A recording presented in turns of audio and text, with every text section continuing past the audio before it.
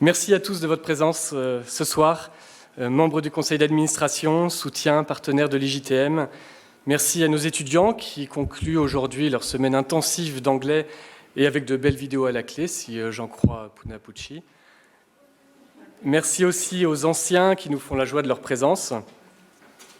Et merci à vous, évidemment, nos nouveaux diplômés qui nous rejoignez ce soir des quatre coins de la France, même si tous n'ont pas pu être là et on a une pensée pour eux. C'est la deuxième année que nous avons le plaisir de vous accueillir, non pas dans nos beaux locaux de SECOM à Villeneuve-d'Ascq, mais ici dans les très beaux locaux du campus Vauban. C'est une belle manière de rendre visible notre enracinement au sein de l'Université catholique de Lille. Alors, merci aussi aux équipes de la Cato, de la Fédération, de nous ouvrir les portes de l'hôtel académique. Merci Jean-Marc de ta présence à nos côtés ce soir, mais aussi depuis le début de notre belle aventure. Cela étant dit, me vient quand même une question, peut-être un reste d'impertinence journalistique, mais pourquoi ? Pourquoi faire une remise de diplôme ? Pourquoi vous inviter ce soir, nous délocaliser ? Pourquoi faire une remise de diplôme ? Après tout, vous êtes déjà diplômé, et puis que vous soyez ou non ce soir ne changera rien à l'affaire. Votre formation est terminée depuis 6 mois, vous êtes déjà lancé sur le marché du travail, vous travaillez au Figaro Radio, à Ouest France, à La Voix du Nord, Nord Littoral, Famille Chrétienne, j'en passe. Votre passage à l'IJTM vous paraît peut-être déjà loin. Alors, pourquoi ? Bien sûr, c'est l'occasion pour moi de vous revoir. Et croyez bien que j'en suis heureux parce que finalement, 2 ans à vous suivre, des premiers contacts téléphoniques jusqu'au dernier des flash infos du matin, 2 ans à vous voir monter en compétences, à vous voir vos personnalités s'affirmer, voir des amitiés naître, évidemment on s'attache. Bien sûr, c'est l'occasion aussi pour vous de vous revoir.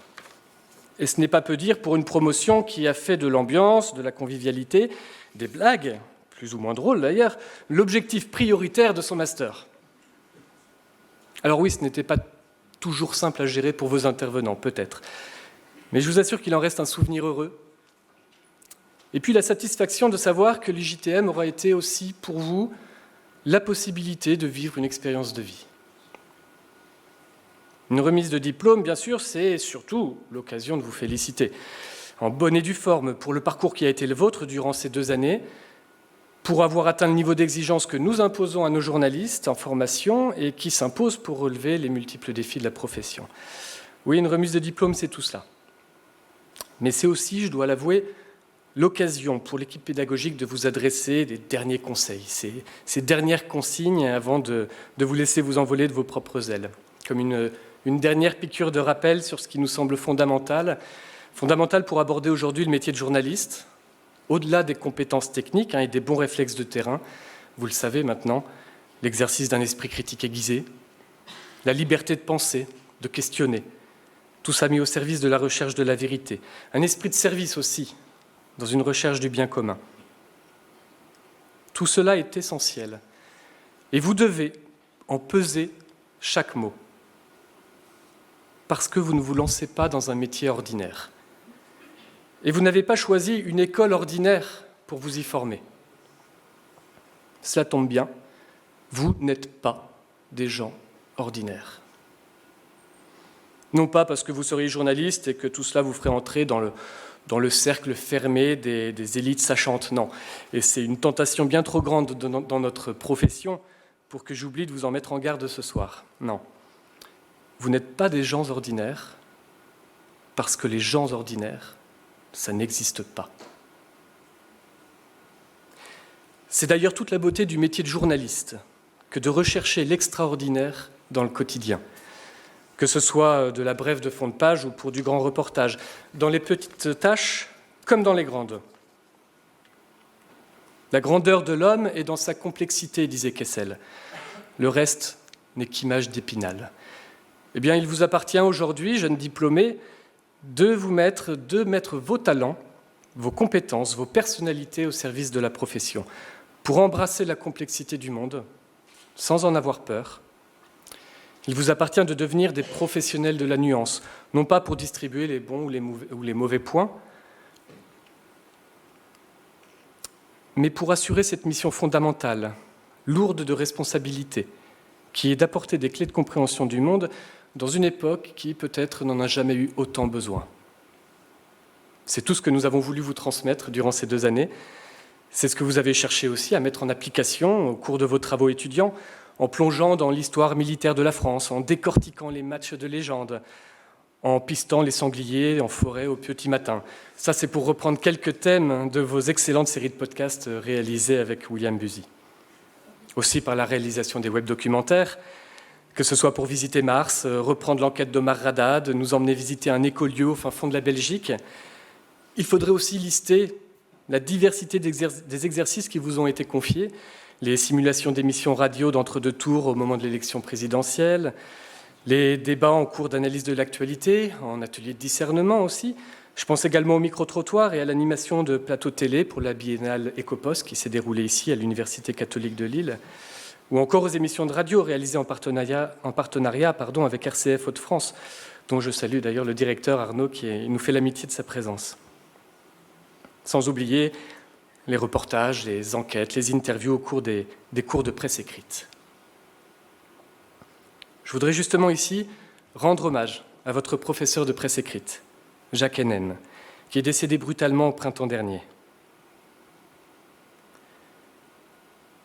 Je vous associe à cet hommage parce que c'est une épreuve que nous avons traversée ensemble. Nous avons perdu un grand journaliste d'enquête, un fin pédagogue et un ami. Depuis les débuts de l'école, Jacques incarnait cette idée de la bienveillance au service du métier. Pas une bienveillance mollassonne, mièvre, qu'il ne voudrait pas faire de vagues, non. Mais une bienveillance, une véritable recherche du bien de l'autre et du bon en l'autre. Avec cette capacité qui était la sienne de repérer et de tirer le meilleur de ses étudiants, quitte à les secouer de temps en temps. Jacques incarnait aussi cet esprit d'humilité, trop souvent oublié ou mal compris, pourtant fondamental à notre métier. Nous nous sommes trouvés avec Jacques autour de ces valeurs, et il me semble que le meilleur hommage que nous pouvons désormais lui rendre est de continuer à les faire vivre au sein de la profession, nous comme école, et vous comme acteurs et comme acteurs de première ligne.